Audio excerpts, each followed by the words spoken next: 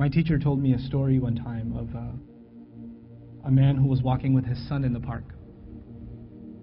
And they're walking together, and his son looked at a crow in a tree. And he said, "Baba, what's that?" It's like a 2-year-old kid. Baba said, "It's a crow." And he said, "Baba, what's that?" And he said, "It's a crow." "Oh, okay." "Baba, what's that?" "It's a crow." "Oh, a crow. What's that?" "It's a crow." It went on for 10 minutes. He asked him 30 times, he counted. Dad kept a score, and he put it in his little journal. "My son, today we were walking in the park, asked me about a crow 30 times. It was the cutest thing in the world."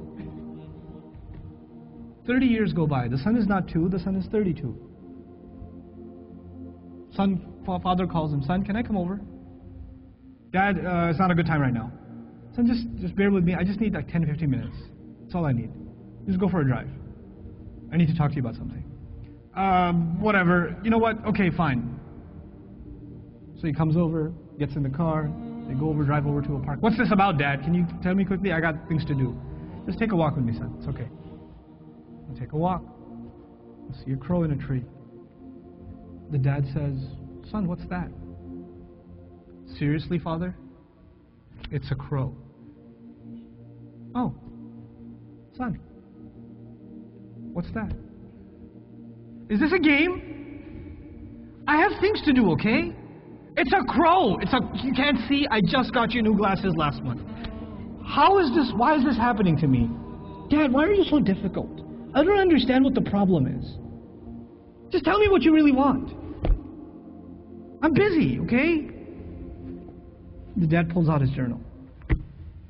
He says, "Son, this is something that happened 30 years ago. We were walking down this park. You saw a crow. And you asked me 30 times. And I gave you a smile every time. You couldn't handle twice. What are we giving our parents?" I'm not even bringing Allah into the picture. The fact that Allah mentioned Himself and then mentioned His parents is, you think about that. But what have they done for us and what have we done for them? What have we done for them? How many parents leave, like their children are in ICUs, and they stand there and hovering over this little glass box with a baby inside, 24 hours a day, 7 days a week, standing in a hospital, not even sitting down, standing in a hospital, like feeding off of like vending machines. And that same kid grows up and doesn't have the time to call. That same kid, you know?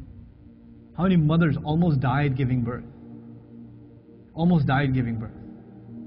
And now it's so difficult to respond to her call. Or to just give her just a couple of minutes a day. Just let her feel a little important. You know how unfair that is, that you were the most important thing to them and they are so insignificant to you? How unfair that is? You know? They carry that pain with them every day, that I am nothing to my children. I mean nothing to them, worthless to them. You know, they have no time for me. When something is worth something to you, it gets your time. Most of you at this age, you want to just get away from your parents. You just want to be with your friends. You want to be on your own. You just don't want to be with your parents. You know? You develop this crooked habit now, and it will only get worse over time. Our parents have very, very, very strong emotions. They're very protective of us. For them, you won't know this until you become a parent. For them, it doesn't matter when you turn 60, you're still their baby. They still remember changing your diaper. They still remember feeding you milk. They still remember burping you and cleaning up after you peed in the back seat. They still remember that. You don't remember that, they remember that. My son won't remember that. He'll think, I gotta go. Then all of a sudden he stops complaining and like, oh, time to roll down the windows.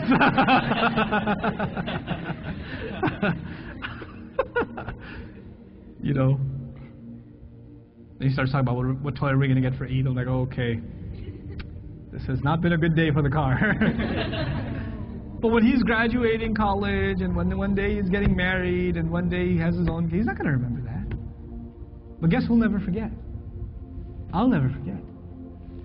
I'll never forget carrying him into a bathroom, cleaning him up, changing his clothes.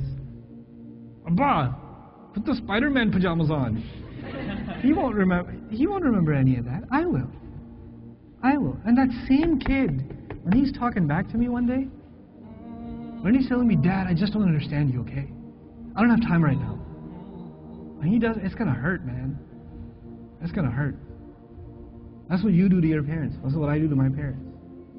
They were our life. They gave up their life for us. Our parents gave up careers for us. Our parents gave up vacations for us. Our parents gave up friends for us. You know that? I know that now. I didn't know that then. They had their entire life planned until you came along. And then you became their plan. You became everything. And you have the nerve. One thing doesn't go your way. You hear one thing you don't want to hear. You snap back at them. It says, we're not even talking about Islam right now. We're just talking about decency, man. Just decency. What have they done for you, and what you give them back is so unfair. It is so unfair. My dad's so annoying. My mom's so this. They're always mad. They're never happy. They're this, they're that. What are you? What about you? I'm telling you, I can't say this enough times. If you don't earn your parents' du'as, nothing good will come of your life. Nothing good will come of your life if they're not happy with you. If you haven't done everything you can to make them happy. And never give them, you haven't, in all honesty, sometimes parents can be unfair. They're human beings, they can be unfair too.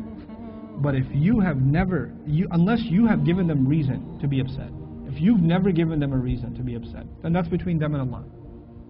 But if you have given them a reason, then you have to ask yourself, it's bad. It's really, really bad.